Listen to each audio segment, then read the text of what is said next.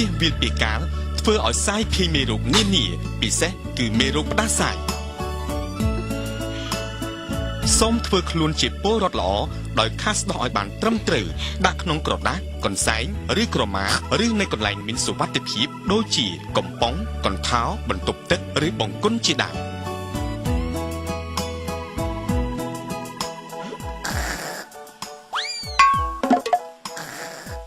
អនុវត្តទាំងអស់គ្នាការពីផ្ដាសាយ